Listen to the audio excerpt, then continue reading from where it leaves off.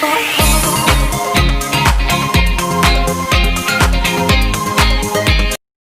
back guys to our channel. We are back with another video. In this chapter actually क्या मैं सोचा है कि मैं ये चैप्टर पहले पढ़ा देता हूँ क्योंकि ह्यूमन रिसोर्सेज के बारे में आप लोगों को थोड़ा नॉलेज आ जाएगा. बाकी सब चैप्टर देखो मैं आपको क्लियरली बता रहा हूँ. 8th में ऐसा है कि जो है वो है, you can't even deal with it. Iron India में मिलता है, स्टील इंडिया में मिलता है तो मिलता है. वो क्यों मिलता है, कैसे मिलता है, वो we are not going to, because you have to not learn that facts. So this is our lesson number 6 that I am going to teach first. The topic that we'll be covering is population change, density of population, population distribution, factors of population distribution, population composition, and age sex pyramid that you will be able to, I will teaching you in the population composition के अंदर. यहाँ एक और topic आएगा population density वाला. So that will be covering. Okay. Let's start first with the topic of we can start with population distribution.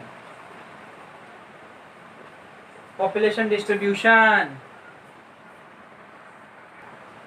So let's start first with the population distribution. उससे पहले थोड़ा ह्यूमन रिसोर्स की बात कर लूँगा क्योंकि देखो ह्यूमन रिसोर्स को हम लोग क्यों एक सेपरेट चैप्टर में पढ़ रहे हैं. बिकॉज ह्यूमन, ये हम इंसान ही है जो रिसोर्स को रिसोर्स बनाते हैं. As we all know resource is nothing but the usefulness. और उसका यूज कौन करता है? The humans. तभी उस रिसोर्स का काम आएगा. बाकी तो वो सोना भी हमारे लिए कंकर ही है और कंकर भी सोना हो जाता है. वही बात है यहाँ पे सीन. सो ह्यूमन क्या करता है कि एक लकड़ी को, this is a wooden log. Okay, how to make it a useful resource. So human यहाँ क्या करेगा? अपना नॉलेज अप्लाई करेगा, अपना स्किल अप्लाई करेगा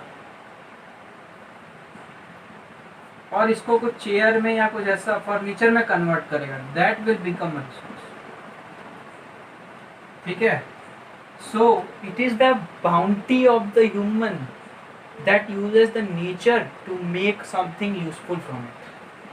ठीक है, वो होता है आपका human resources.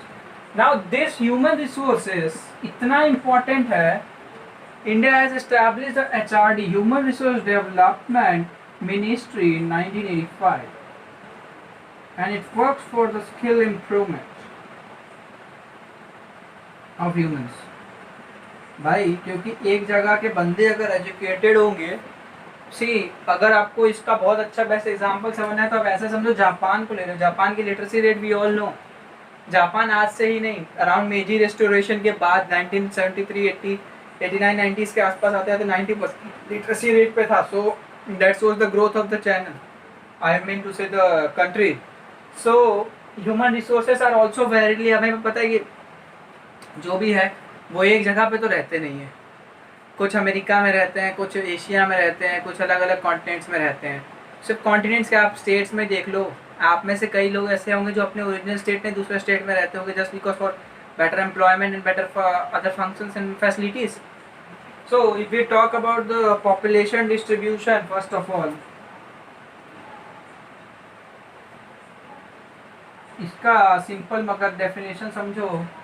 The pattern of distribution of human population on the world is known as pattern of the distribution of humans over the world is known as pattern of population distribution. इसके साथ एक term एक्सपेक्टर होता है, distribution of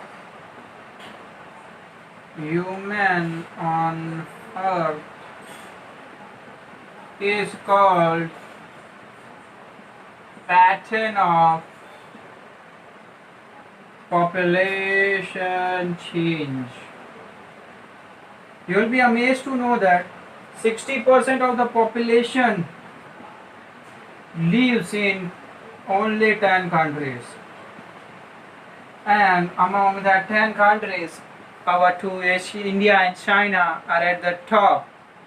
Okay, अगर इसमें आपको मैं बताऊँ तो more 3/4 of population live in Africa and Asia. Africa and Asia में रहते हैं. सो ये सब आपका ज़्यादा population, you will be amazed to know, अगर आप एक 100 बंदों का रैंडम सैंपल उठाओ all over the world, you will find that around 60 to 70%, 60 to 70% of people are Asian. That's the thing. Asia is also a very populated continent. Next, if we talk about is population density. As we all know, what is population density? I hope ये clear हो गया आपका होगा. Population density is nothing but what? Number of person in a particular area. It is measured in square per kilometer. Okay, in a kilometer area, person per kilometer or something like that you can say. For India, the population density is 324. For world, it's around 43. देखिए इसमें मैं कुछ नहीं कर सकता हूँ, जो है वो है. You have to remember certain facts and figures. So this was about population density. Next we talk about the factors. क्या होता है population change? Why people go from one place to one place? The major factors. Topography. अब अगर हम topography की बात करें तो टोपोग्राफी में आप ऐसा समझो कि माउंटेनियस, जो माउंटेन ऊपर हिली एरियाज में भी रहते हैं, वहाँ पे इन लोगों को क्या है, ज़्यादा अपॉर्चुनिटीज़ नहीं है एम्प्लॉयमेंट की. फूड का भी इतना ज़्यादा वो मिलता नहीं है, जो बेसिक नेसेसिटीज़ ऑफ कमोडिटीज़ है वो भी अवेलेबल नहीं होता है. That's why that area is specially populated और वेरी लेस पॉपुलेटेड. एंड वही अगर प्लेन में आप आ जाओ, मोस्टली आप देखोगे तो जितने बड़े बड़े सिविलाइजेशन है सबकी सब प्लेन्स पे इस्टेब्लिश हुई है, रिवर प्लेन्स के अराउंड. गंगा अपना ये इंडस वैली सिविलाइजेशन. आज भी लोग ज़्यादा से ज़्यादा प्लेन एरिया में ही रहने का पसंद करते हैं because their fertility of land and वो सब अलग से चीज़ें हैं. Next is the climate. Climate भैया सीधी सीधी बात, रेगिस्तान में कौन रहना पसंद करता है? बहुत कम लोग. वही अगर नॉर्मली फर्टाइल प्लेन्स है, लैंड अच्छा है, वहाँ पे लोग रहने ज़्यादा पसंद करते हैं. Okay. Next is water. Water is also basic need for life. भाई अगर कोई ऐसी जगह है जहाँ पानी नहीं है और रहने का कोई मतलब नहीं है, ओके. अब जैसे कि आप अगर मान लो रह रहे हो ऐसी जगह जो पानी नहीं पीने के लिए, तो रहने का मतलब क्या है? सो जैसे पॉपुलेशन इनहैबिटेड, तो बेसिक कमोडिटीज आपका ज़्यादा इम्पैक्ट करती है. Soil simple, fertility, fertile soil है, वहाँ पॉपुलेशन ज़्यादा होगी, वहाँ लोगों को खाने पीने की कमी नहीं आएगी, दिक्कत नहीं आएगी, एंड वहाँ पे लोग ज़्यादा रहना पसंद करेंगे. Next is minerals. बिल्कुल, area having more minerals will have more population. Why? Because mineral से क्या होती है, it leads to employment. Mineral होगा तो वहाँ पे कई सारे काम ही होंगे, माइनिंग का होगा और ये सब काम होगा, वहाँ लोगों को एम्प्लॉयमेंट मिलेगा. Okay. After minerals what we can talk is social, cultural and economical. देखिए सोशल का मतलब क्या है कि ऐसा इलाका जहाँ पे आपको सारा बेसिक कमोडिटीज अवेलेबल है, हाई लेवल ऑफ एजुकेशन है, सारे फैसिलिटीज आपको वहाँ पे अवेलेबल. फॉर एग्जांपल पुणे है आपका, ठीक है. नेक्स्ट कल्चर मतलब ऐसे प्लेसेस जहाँ पे कल्चरल इंस्टीट्यूट ज़्यादा हो, जैसे अपना द्वारका हो गया, सोमनाथ हो गया, वहाँ लोग क्या ज़्यादा रहने की कोशिश करते हैं क्योंकि वहाँ पे आपको एम्प्लॉयमेंट भी एक तरह से मिलता है. Okay. Then next is the economic. Economy से अच्छा इंडस्ट्रियल लगाओ. Area with more industry will have more population because of the more yield. So these are the factors for the population. Next we'll be talking about the population change. Population change, इसका simple मतलब समझो, difference in population in between a period of time. World का population धीमे धीमे बढ़ रहा था. Around 1800 के आसपास जो आपका बर्थ डेथ रेट था, birth rate is birth per thousand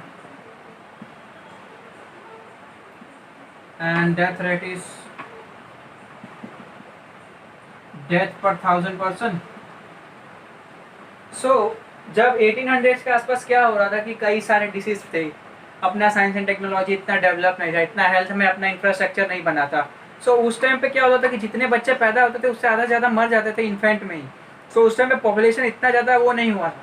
जैसे जैसे अपना हेल्थ में अपना सेक्टर में अपना एडवांसमेंट आने लगा, लोगों की लाइफ एक्सपेक्टेंसी बढ़ने लग गई, धीरे धीरे क्या हुआ, पॉपुलेशन ग्रोथ होने लग गई. सो it is started growing steadily. And ये आपको अगर मेजर करना है तो it is basically the difference, जो इन दोनों के बीच का जो डिफरेंस आता है उसको बोला जाता है natural growth population. Natural growth of population. तो वहां पे ये जितना ज्यादा होगा पॉपुलेशन उतनी ज्यादा ही होगी. आपको समझ रहे हैं ना, क्योंकि अगर बर्थ और डेथ के बीच का डिफरेंस ज्यादा हो जाए, 1000 बंदों के सामने 20 डेथ हो रही, तो ये डिफरेंस बहुत ज्यादा है. इसका मतलब आपका पॉपुलेशन बहुत अच्छी तरह से बढ़ रहा है. नाउ बर्थ डेथ रेट समझ गए, this is one factor population change के लिए.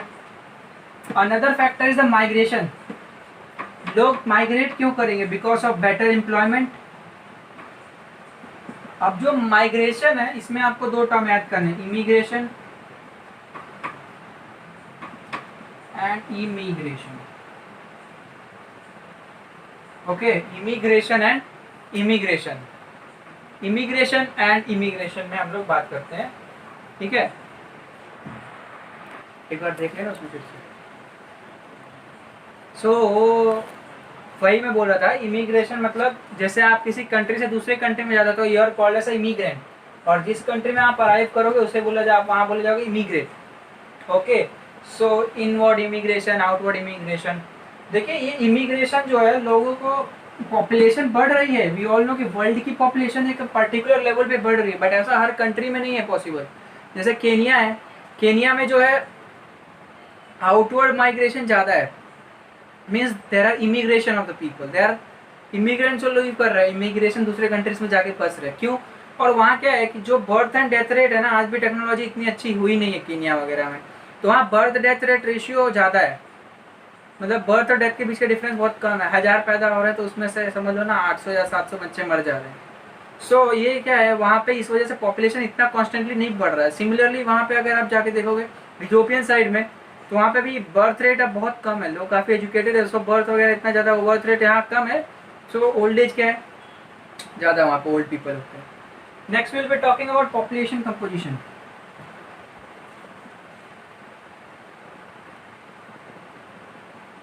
We talk about population composition. तो यहाँ क्या होता है पॉपुलेशन कंपोजिशन, मतलब कि आपकी पॉपुलेशन में क्या है, कौन है, मेल कितने हैं, फीमेल कितने हैं, how many are above age, how many are below age etcetera.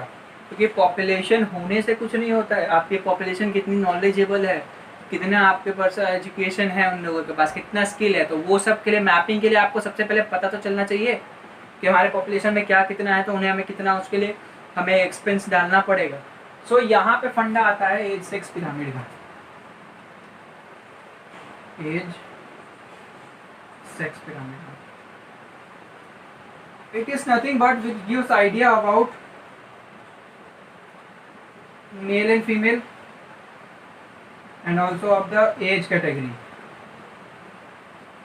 ये कुछ ऐसा होगा आपका, ये हो गया आपका स्केल हो गया, इधर आपका मेल है, इधर आपका फीमेल है, यहाँ आपका एज आ जाएगा, यहाँ आपका नंबर्स आ जाता है, number age, something like this.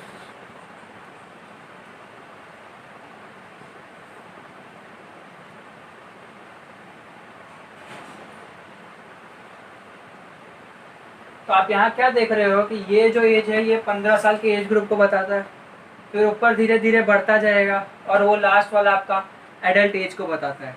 सो इसका जब हम लोग स्टडी करते हैं, लेट्स कीप इन माइंड एक 3 एग्जाम्पल्स मैं आपको समझाता हूँ. जैसे I am making a pyramid of Kenya. Firstly Kenya से समझ लेते हैं। मेल एंड फीमेल चाहिए।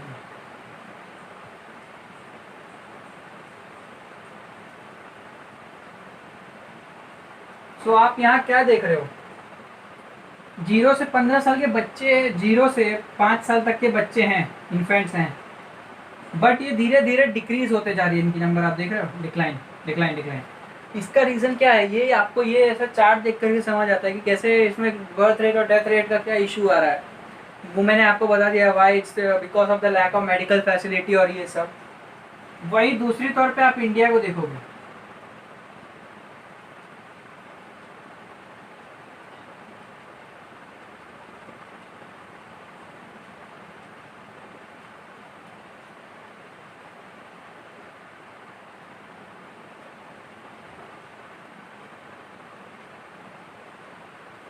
ये इंडिया का, इंडिया में आपको ज़्यादा डिफरेंस देखने को नहीं मिलता है। वाई, बिकॉज ऑफ हमारी टेक्नोलॉजी, हमारा एजुकेशन, हेल्थ हमारा इतना ज़्यादा एक्सपर्ट इस लेवल पे पहुंच चुका है। वही if you go in Japan, Japan में क्या है, बर्थ रेट उतनी ज़्यादा नहीं है and the population is maintain. तो इससे क्या होगा, क्योंकि आपका बर्थ रेट ब्रॉड नहीं होगा, सॉरी बर्थ रेट कम है, उसी के सामने आपके, बिकॉज बर्थ रेट कम है, लेकिन यहाँ क्या देख रहे हैं, ओल्ड एज पीपल ज़्यादा है।